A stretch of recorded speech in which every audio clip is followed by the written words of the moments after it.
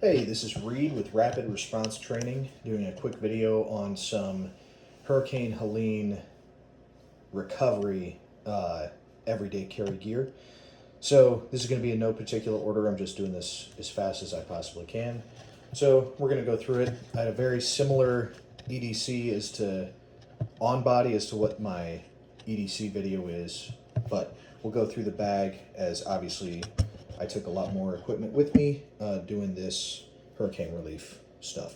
So no particular order. I've got a cat tourniquet on the outside of the bag. It's in a Tough Products tourniquet sleeve that I used prior job. So on the outside, I have a Baofeng with a signal stick antenna. This is a super old school one.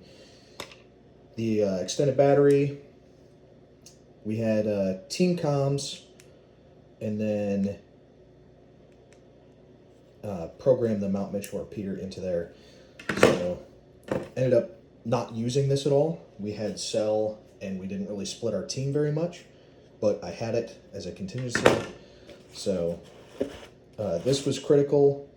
Hand sanitizer. I should have brought wipes as well. I did bring wipes. I should have put them in this bag and used them. I had a rifle magazine. I wish I would have switched this out for additional pistol magazines, as I did not. I had a rifle. I did not have it with me with this bag. So should have switched that out for some additional pistol mags, some additional tourniquets, some quick clot, Gorilla Tape, flat folded, small pressure dressing. I got a extra knife, Sharpie. I had a regular pen in there as well. It's moved. Nasopharyngeal airway, chest seals. So that's what's in the front. In this top part here, it was the easiest to find. So I've got a headlamp and a handheld Surefire with a 18650 rechargeable. And then the top here, I've got a pair of Oakley clear glasses. I ended up not using these at all. Probably could have left these behind and put a throwaway pair in there. And I've got a pair of gloves on the outside of the bag as well. Didn't use these at all, but it was nice having a spare set. I'm glad I had a spare set. So here's the meat and potatoes of it. This is stuff I used a ton. Leatherwork gloves, these semi-disposable rubber palm like gardening type of gloves. Throwaway eye pro and ear pro. I didn't use the ear pro. I'm glad I had it though. The eye pro might have been good if I had a respirator. I did not have a respirator. I wish I had a respirator. I only had N95 masks. So I tried wearing both. Glasses immediately fogged, couldn't see anything. So I did not wear eye pro. I wish I would have had a real respirator just for its own sake and so that I could wear eye pro in conjunction. I threw away those N95s, so I don't have them in this bag. I've also got some regular gloves, nitrile gloves. Ended up not using those. Glad I had them though. Considered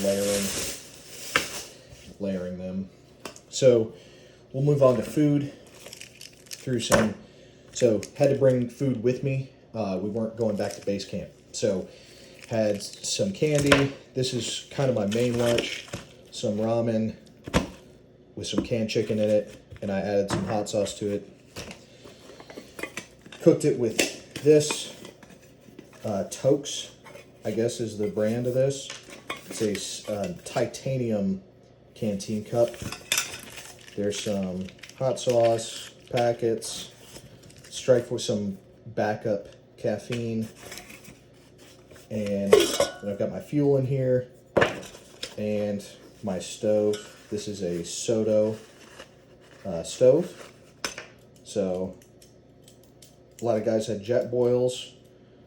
I picked this stove because super light and fuel efficient if I was having to hike it in places. Ended up not having to do that. But I would have preferred this to a jet boil if that was something that we were going to have to do. So, and that all fit in the canteen cup. I use that a bunch. It worked great. I love how fast titanium cools down. So I was able to essentially put it right back away again. So in here I've got more on food. I've got a plastic spork, charger, phone charger, some nicotine. I wish I would have had more in different kinds to hand out to people. It's not for me. And then patches. This is an example. I'm not showing you the actual patches I brought. Kind of as a rapport building, give out to people. To go with the charger, I've got external battery and a block in case we found somewhere that actually did have power. I carried 2 batteries actually, the other one's just not in here right now. So, dummy corded to the bag, I have a Garmin InReach Mini 2. We ended up having a cell in a lot of areas we went to. We didn't really split the team, so I didn't need this. I was stuck on a road way out in BFE where we did not have service, so I did use it. Not that I needed to, just kind of as a real world test. So, and I had that, as I knocked the camera, I had that dummy corded. So we're just gonna hold the camera. So it's gonna suck, sorry. Water. So this is the water I carried. A 40-ounce insulated and a 1.5 liter Nalgene. That's all I needed per day. It worked great.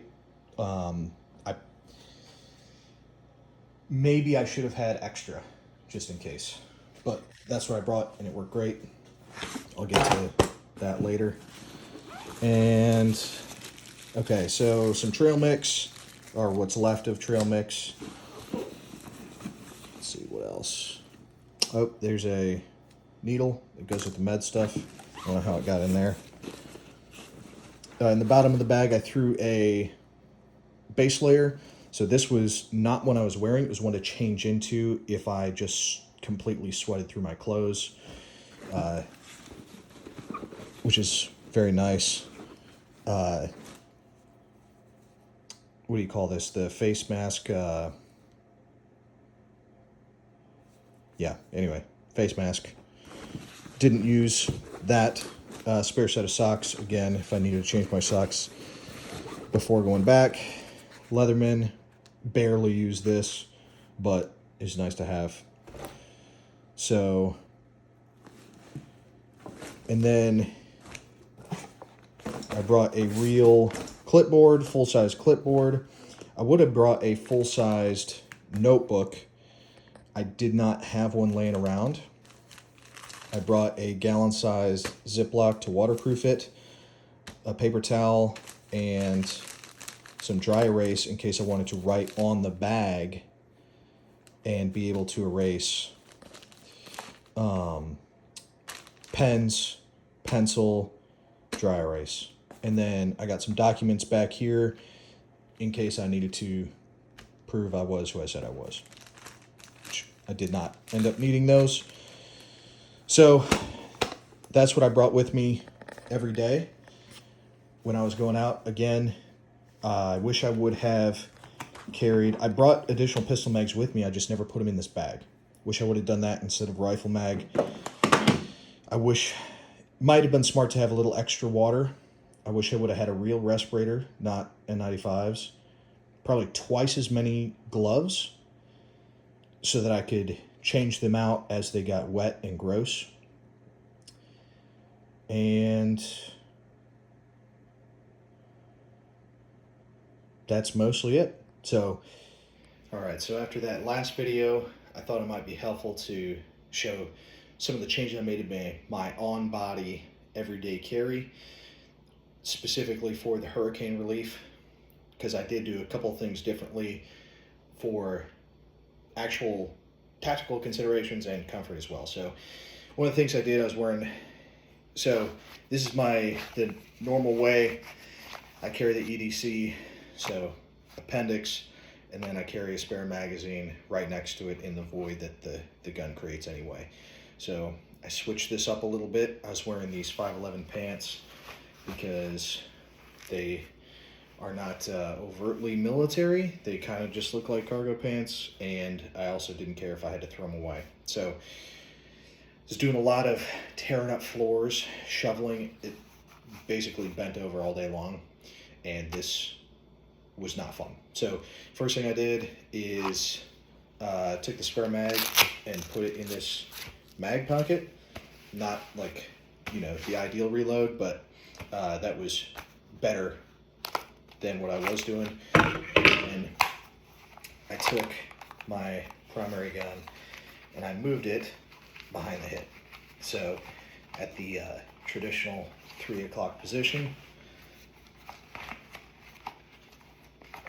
So this holster is not intended to work at the 4 o'clock or whatever, but that's what I did. So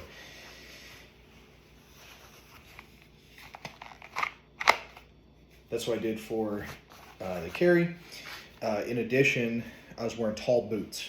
So tall waterproof boots. We were in mud and water all day long and nasty, silty, polluted, whatever. So instead of the ankle gun, I wore the backup gun on my left hip. So for both guns inside the waistband, all I did is I went one notch out on my belt. And then the other thing I did is the ankle med kit that I usually have, left that behind. Instead carried this Filster med wallet. Inside here I've got a pair of gloves. I have this red tape here, that's a pack of gauze. This here is some Quick Clot or Celox actually, and a nasopharyngeal airway. So this plus a tourniquet in my cargo pocket on my left side. So that's the change I made to the on-body EDC. Being concealed was pretty important in my opinion. Number one, it kept the guns clean. So like I said, it was totally dusty, dirty, nasty. So keeping the guns clean is good. So keeping them concealed under a shirt, they're kind of protected. And secondly, we're going up to a bunch of people who live in the middle of nowhere on their property after a huge emergency, and we're totally strangers. So people are on edge.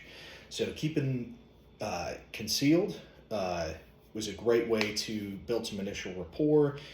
They weren't scared. They didn't think we were trying to intimidate them or anything like that. So keeping the guns concealed is important. And one way I did that, especially being bent over all the day, because if I'm bent over shoveling, the chances of my gun coming up are pretty good. So just a little tip. So right where the gun is, I will take the hem of my shirt and tuck it under the belt just slightly. So that way, like obviously you can see it printing, but the gun is not actually becoming exposed. So, and I would do that on both sides. So just a little tip. And then obviously for a proper draw, I'm going to grab a cloth either side of the gun, rip that up as high as I can.